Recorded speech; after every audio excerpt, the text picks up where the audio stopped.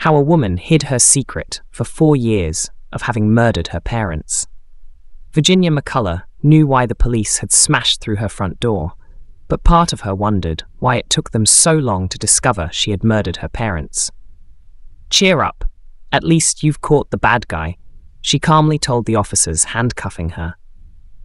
Neighbours thought John and Lois McCullough had retired to the seaside, but the reality was they were callously poisoned by their daughter. Why did she do it? The goings-on inside the McCullough family home in Great Baddow near Chelmsford, Essex, were becoming increasingly secretive in 2019.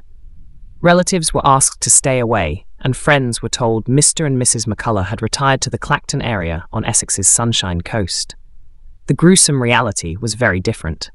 It would be 4 years before anyone found out the horrors that took place behind closed doors on Pump Hill. John McCullough, a retired business studies lecturer, had been fatally poisoned, and the 70-year-old's body was hidden in a crudely built tomb made out of breeze blocks and blankets. The corpse of his 71-year-old wife, Lois, was stashed behind sleeping bags and duvets in an upstairs wardrobe. Mrs McCullough had been battered with a hammer and stabbed, but she too had also been poisoned with prescription medication administered by her daughter. Virginia McCullough, 36, was handed a life sentence at Chelmsford Crown Court for their murders, to serve a minimum of 36 years on Friday. "The curtains were always drawn and you couldn't see if anybody was in the house," said Phil Sargent, who lived next door to the McCulloughs for 20 years. "They were just like shadows. They'd move very quickly from A to B." Mr. Sargent now knows why there was such secrecy at his neighbour's house. "I find it quite difficult even to say that Virginia murdered her parents or killed her parents," he added. "She'd come across as quite pleasant. She was funny. She was irreverent as well. She had a dark sense of humour." Fantasist. In September 2023, Essex police took a call from Essex County Council's safeguarding team. A GP at Mr and Mrs McCullough's registered practice had raised a concern for their welfare, having not seen them for some time. Their absences had been explained by their daughter, who offered a range of excuses for each appointment she cancelled on her parents' behalf. Conveniently for her, the country had been in COVID-enforced lockdowns for a large period of time they had not been seen. But when police spoke to McCullough, it became clear something was not adding up. Why were her parents always out of the area? Alan Thompson, who rented a television to the McCulloughs, also had his suspicions. It followed a phone call from McCullough, abruptly cancelling the rental on her parents' behalf. When Mr. Thompson's staff arrived at the family home to pick it up, they were told they could not enter the property, and the TV was already prepared by the front door.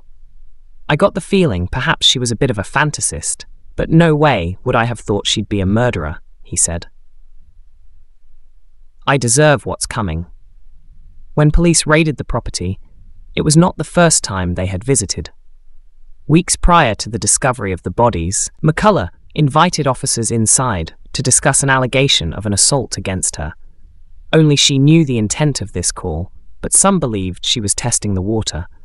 Ultimately, the assault allegation came to nothing.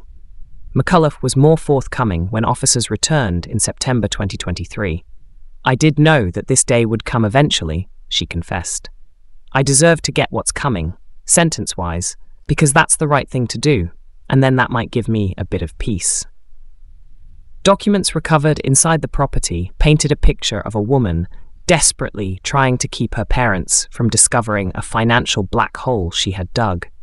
Abusing their goodwill, she had been living rent-free, spending their money and racking up large credit card debts in their names. Forged letters showed McCullough had been tricking her parents into thinking they had lost money through scams. In reality, it was money frittered away by their daughter. To them, she was well qualified, suitably employed, and working hard towards becoming an artist, a future she claimed would also bring financial benefits for her parents. Instead, she was reaping the financial rewards of manipulating, abusing, and taking advantage of her parents' kindness. In total, McCullough benefited from a £149,697 as a result of murdering her parents, combined from their pensions and spending on their credit cards, as well as selling assets. The court also heard she spent £21,000 on online gambling between 2019 and 2023. Her lies and the fear of being exposed ultimately led to her cruelly killing her parents. Paul Hastings, a greengrocer at the Vineyards shopping centre near their home, had also noticed their disappearance. He was told by McCullough that her parents, who used to purchase goods from his shop, were no longer living in Great Baddow. Mr. Hastings said her peculiar nature meant she could say things without arousing much suspicion. She came into the shop and said, "The police are after me. They think I killed my mum and dad," Mr. Hastings said. "I thought, that's a bit odd, but didn't think anything else of it. I just thought it was her eccentric nature." He explained McCullough would sometimes visit his shop 4 times a day before disappearing for the next fortnight. Debbie Pollard said McCullough would visit the flower shop she ran and bombard her with food and presents. "We knew she was odd, but I would never have dreamt she would ever be capable of doing what she actually did," she said. "She's actually lived in that house all those years with her mum and dad's remains in there. That horrifies me. Horrifies me." Both Mr. Hastings and Ms. Pollard both said McCullough had also pretended to be pregnant, even creating a fake bump under her clothing. Throughout her sentencing on Friday, McCullough stared at the floor, emotionless. It was only when she listened back to her interview with police, describing how she murdered her mother, that she began to weep. "She looked so innocent, she was just sat there listening to the radio," McCullough told the officers. "I did go in 3 times to build up some gumption, but I knew I had to get it done and can't hesitate. She was just staring at me in disbelief." Detsupt Rob Kirby from Essex Police said her otherwise composed reaction in court was typical of the considered meticulous murderer she was. "Throughout the course of our investigation, we have built a picture of the vast levels of deceit, betrayal, and fraud she engaged in," he said. "It was on a shocking and monumental scale." McCullough lied about almost every aspect of her life, maintaining a charade to deceive everyone close to her and clearly taking advantage of her parents' goodwill. She is an intelligent and adept manipulator who chose to kill her parents callously and without a thought for them or those who continue to suffer as a result of their loss.